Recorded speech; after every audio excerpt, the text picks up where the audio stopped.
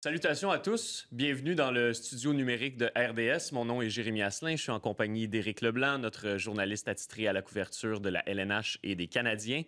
On en profite aujourd'hui, en plein été, un petit moment un peu plus tranquille dans le monde du hockey pour revenir sur une grosse nouvelle quand même qui est un peu passée dans l'ombre dans les derniers mois.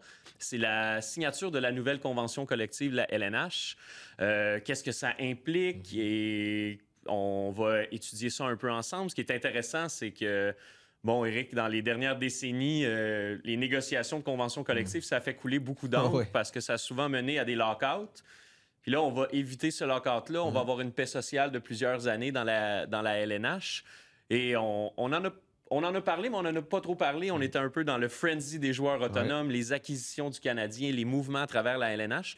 Fait que je trouvais ça important aujourd'hui à tête reposée de s'asseoir ensemble pour vraiment étudier les changements que ça va amener cette nouvelle convention collective-là qui a été négociée entre Gary Bettman, pour qui, lui, c'était une énième négociation, et Marty Walsh, le nouveau directeur de l'Association des joueurs. Alors, cette négociation-là, elle s'est passée rapidement. Puis elle amène quelques changements. Alors, c'est pour ça que je t'ai amené aujourd'hui pour en parler. Mais premièrement, c'est quoi les principaux changements là, de cette nouvelle convention? Des changements majeurs. J'ai voulu faire un petit clin d'œil. Là, tu parlais des conflits de travail. J'ai mis le vieux logo de RDS parce qu'à l'époque, RDS avait ce logo-là. Chaque négociation menait pratiquement à un conflit de travail. Fait que je trouvais ça drôle de faire un peu un lien. Mais oui, il y a beaucoup de changements. On retient évidemment que la saison va passer à 84 matchs. On retient qu'il va y avoir des changements très importants pour empêcher les équipes de cacher des joueurs. Pour les ramener en série en dépassant le plafond salarial. Tout ça va être ajusté. Il y a des politiques aussi qui vont concerner le gardien d'urgence. Il y a plein de choses qu'on va étudier aujourd'hui. Je pense que les gens à la maison vont être contents d'apprendre la plupart des détails qui vont être dans la convention collective. Oui, absolument. Premièrement, c'est ça, cette saison de 84 matchs-là, je pense que pour l'amateur, c'est une bonne nouvelle. Je ne sais pas ce que les joueurs en pensent, mais pour l'amateur, moins de matchs qui comptent pas, plus de matchs qui comptent. Oui, la saison est déjà très, très longue, mais au final, on va avoir 2 matchs de plus contre des rivaux de division à se mettre sous la dent cette année. Oui, ça fait du bien. Je pense que tout le monde est content de savoir qu'il va y avoir 2 matchs de plus. Par contre, pour les joueurs, on entend déjà quelques bruits de coulisses que certains joueurs trouvent que c'est vraiment beaucoup de passer à 84. Parce que ce qu'il ne faut pas oublier, on vous le dit tout de suite, c'est qu'il va y avoir beaucoup plus de compétitions internationales. Ça, encore là, c'est une excellente nouvelle, que ce soit les Jeux olympiques, le retour de la Coupe du monde. Ça fait du bien à chacun. C'est juste que pour les joueurs, ça devient très éreintant. Il faut le comprendre, surtout les joueurs qui vont participer à presque toutes les compétitions internationales. Ceux qui vont se rendre loin, évidemment, en finale de la Coupe Stanley ou du moins en demi-finale. Ça reste que c'est très difficile sur le corps. On pense à des machines à la Connor McDavid. S'il ne peut pas se reposer, qu'est-ce qui peut arriver? C'est le risque de blessure. 100%. Est-ce qu'on veut perdre des joueurs importants pendant des demi-saisons, des saisons complètes? Je pense que la Ligue nationale presse là, vraiment le citron à son maximum. Parce que pour un gars qui jouerait tous les matchs, là, 84 matchs, plus les 4 ou 5 matchs de pré-saison qu'il va avoir, plus les Olympiques, plus énorme. une run en série, mettons, pour un gars comme Connor McDavid, on parle quasiment de 130 matchs dans une saison. Là. C'est quand même C'est assez ça, c'est énorme. Puis je pense pas que tout le monde à l'interne a sauté de joie là, chez les joueurs en apprenant que ça sautait à 84 matchs. Par contre, la logique, là, c'était d'enlever 2 matchs préparatoires. Ça, c'est une excellente nouvelle. Il faut le dire, les matchs préparatoires, ça servait pas à tant de choses que ça. Les entraîneurs avaient déjà un plan en tête avec leur formation déjà presque planifiée. C'est sûr que ça a des conséquences pour les jeunes qui essayaient de se prouver. Ils vont perdre quelques occasions, mais ça reste que c'est logique. C'est comme un 1 plus 1. On ajoute 2 matchs, on enlève 2 matchs. C'est vrai. Pour les vétérans, c'est une excellente nouvelle. J'avoue que pour un jeune qui essaie de faire sa place, là, c'est peut-être une occasion de moins de jouer un match puis d'essayer d'impressionner les dirigeants. Oui, c'est ça. Mais je pense qu'au final, tout le monde a été mieux servi. C'est pour ça que ça a été accepté rapidement. Parmi les autres changements, tu l'as mentionné brièvement, la fameuse utilisation de la liste des blessés à long terme. Les cas sont extrêmement nombreux. On se souvient, ça a commencé avec Patrick Kane, avec les Blackhawks de Chicago, qui était revenu pour les séries éliminatoires, qui a remporté un trophée Conn Smythe. C'est arrivé plus récemment avec Nikita Kucherov, avec Matthew Tkachuk, avec Mark Stone. Exact. Alors, explique-moi exactement comment ces changements-là de l'utilisation de la liste des blessés à long terme, ça va changer pour les formations arrivées en séries éliminatoires. Bien, en gros, le mot qu'on utilisait, c'était cacher des joueurs. Là, parce que, je sais pas, toi, quel qualificatif tu préfères? Moi, je trouvais que c'était rendu ridicule, la situation. Là. On peut dire Ben ça oui, comme ben ça. c'est dans le sens, c'est chaque équipe prétendante cachait Ben oui. quasiment un de ses gros noms Mhm. avec un gros salaire juste avant C'est ça. la date limite des transactions. Oups, on est face à un Oh, 10 on ajoute millions, des on est joueurs. capable d'ajouter Mm. X, Y, Z. Cette année, les Golden Knights de Las Vegas ont Ben été oui. capables d'ajouter 2 ou 3 morceaux. Mm. Ça n'a pas servi à grand-chose, mais cette fois-ci, mais là, c'est ça. On va empêcher ça parce qu'il va y avoir une façon de Exact. calculer le plafond rendu au match éliminatoire. On va carrément créer un plafond salarial pour les séries qui va s'appliquer à la formation de 20 joueurs qui va être utilisé pour la formation. Donc, c'est pas compliqué. Il faut que ça rentre dans le plafond salarial avec 20 joueurs. Oui, tu peux avoir d'autres joueurs qui vont te permettre de dépasser un peu le plafond salarial, mais si tu prends ta vraie formation qui va disputer les matchs en série, il faut que ça puisse être intégré sous le plafond salarial. C'est tellement logique, c'est tellement... c'est sûr, c'est une pièce maîtresse aussi là, de la convention collective. J'aurais aimé avoir un peu plus de détails parce que là, on les a pas, mais à quel point ça l'a pu brasser sur cet enjeu-là. En général, ça a été fait de façon harmonieuse, les négociations, mais je suis sûr que ce dossier-là a fait beaucoup réagir à la table. Ben, je pense que même chez les dirigeants d'équipe, on profitait de cette ouverture-là, Tellement. mais je pense qu'on était conscient du fait que c'était un peu illogique au Tellement. final. Fait que j'imagine que oui, ça a servi plusieurs équipes pendant toute la durée de la dernière convention, mais qu'au final, on s'est rendu compte que c'était un peu du contournement, Ben qu'on oui. devait retourner à quelque chose qui était plus en image, en miroir avec ce qui se fait en saison régulière. Oui, 100. Tu dis ça, les termes que tu utilises, moi, ça m'a fait penser à de l'évitement fiscal. Là, tu sais. C'est ça. Il y a des choses qui sont un peu permises, malheureusement, par la loi. Puis là, tu as quelqu'un de très intelligent comme Julien Brisebois qui étudie la convention collective. Il dit, regarde, moi, j'ai le droit de faire ça. Pourquoi on le ferait pas? Ça nous permet de nous rendre plus loin, de gagner. Ah ouais. C'est Puis logique en de le faire. parenthèse, j'imagine que rapidement, quand la convention a été signée, la plupart des DG ont mis leurs équipes d'avocats Ah sur oui. le dossier pour trouver quel genre de petit Qu'est-ce loup qu'on va faire on pourrait maintenant? trouver dans cette convention collective-là. 100. Il y a d'autres changements qui sont plus appliqués au hockey, aux joueurs, comme la durée des contrats. Ouais. Ça, on en a parlé Ouais. quand même beaucoup plus avant le 1er juillet. Parce que, bon, la durée maximale des contrats pour un joueur qui re-signait avec sa propre équipe, c'était de 8 ans. C'est descendu à 7 ans. Ouais. Pour un joueur qui allait signer dans une autre formation, c'était 7 ans. On a descendu ça à 6. Est-ce que tu as une explication pourquoi on est arrivé à cette décision-là? Bien, dans ce dossier-là, je trouve qu'il y a du positif des deux côtés. C'est rare que ça arrive, là, mais vraiment, chez les propriétaires, c'est le fun. Chez les directeurs généraux, c'est plaisant parce que, admettons qu'on commet une erreur, bien, on peut se racheter beaucoup plus vite. Il y a 1 an de moins au contrat. Fait que c'est intéressant. Pour le joueur, lui, il va aller chercher plus d'argent parce qu'il peut être capable, si évidemment, ça lui prend des bonnes performances. Mais s'il arrive à la fin de son contrat, ça s'est bien passé, bien, il va tout de suite maximiser sa valeur.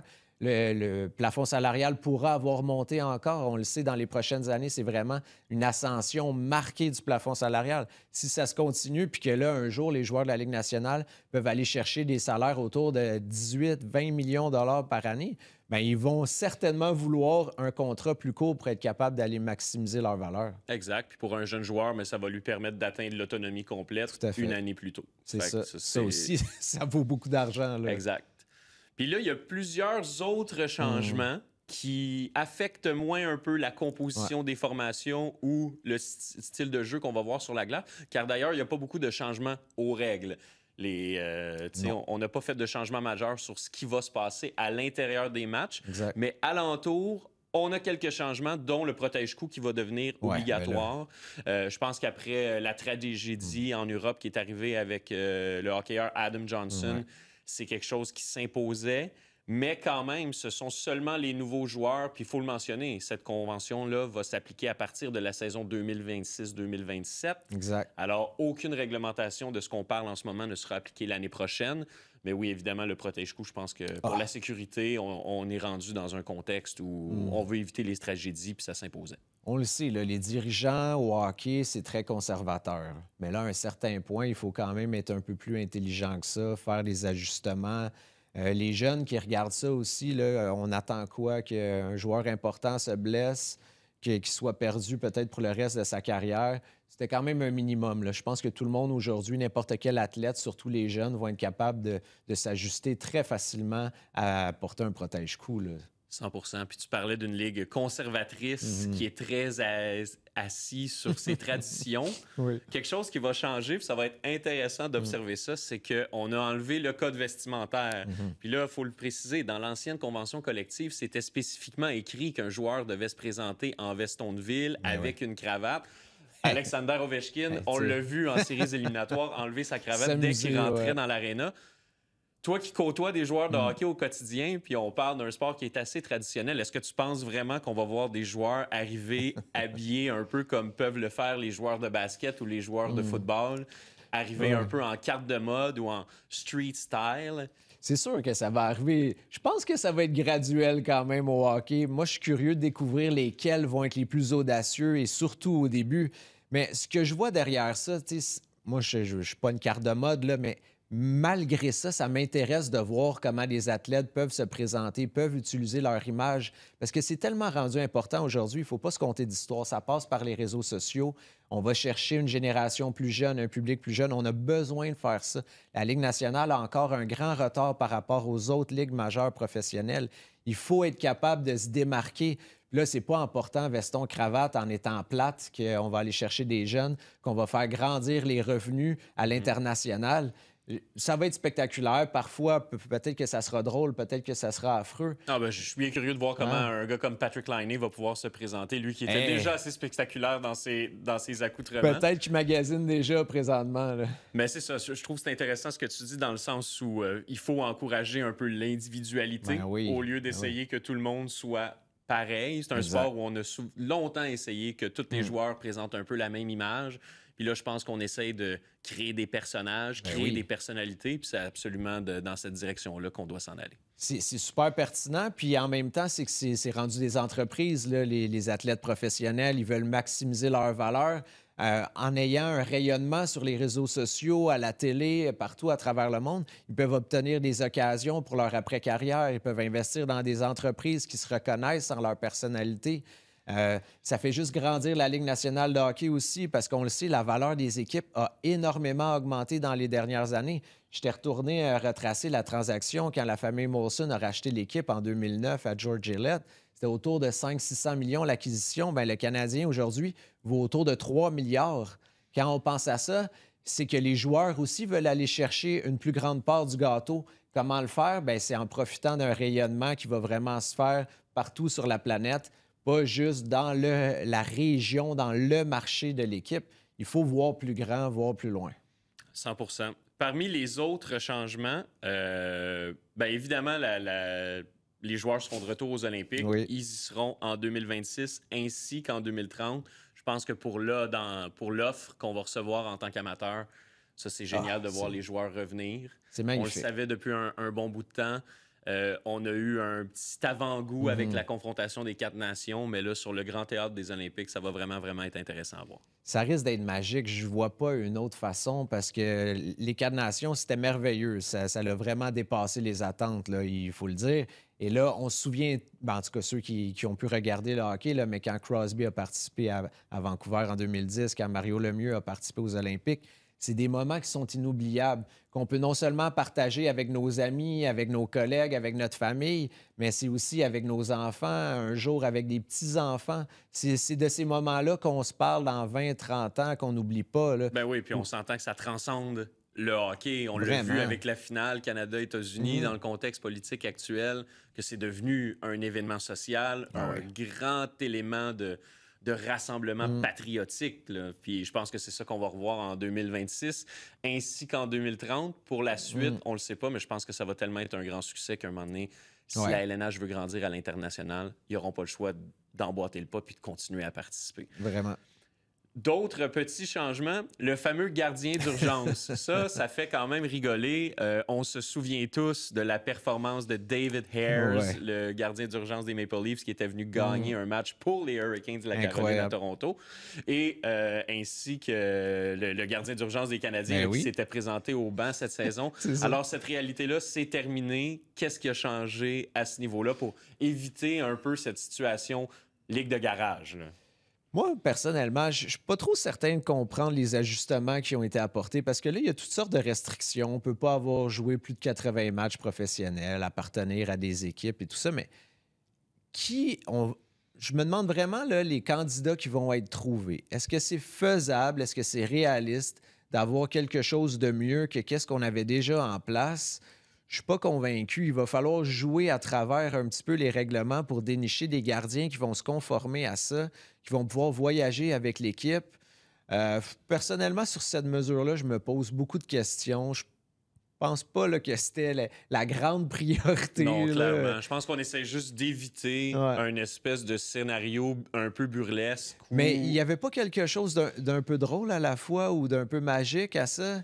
Ouais, mais un peu drôle. Je pense qu'une ligue professionnelle avec autant de sérieux dans le contexte des grands sports américains, un peu drôle, c'est comme le joueur de position qui vient lancer la 9e manche dans un match de baseball Ouais, où c'est 16-2. Ça, on s'en souvient de ces moments-là aussi. Mais... Ça amène des moments un peu loufoques, mais en même temps, je pense que la LNH, dans tout son sérieux et toute sa grandeur, ne veut pas ouvrir la porte Sans à doute. faire parler d'elle pour des raisons quasi humoristiques. Puis là, peut-être aussi dans un match important, ça pourrait trop faire mal à une équipe. Mais encore là, je me demande quels vont être les candidats qui vont être retenus. Est-ce que le calibre va vraiment être meilleur que ça? Peut-être que ça sera des gardiens de hockey universitaire qui n'ont pas vraiment eu les expériences professionnelles requises, qui vont pouvoir se conformer au règlement. J'ai juste hâte de voir en gros qu'est-ce que ça va donner. Puis là, c'est intéressant de voir que est-ce que c'est la dernière négociation de Gary Bettman? Est-ce qu'il voulait, lui, de son côté, pour son héritage professionnel, que ce soit une négociation réussie au lieu de s'embarquer dans un nouveau conflit de travail?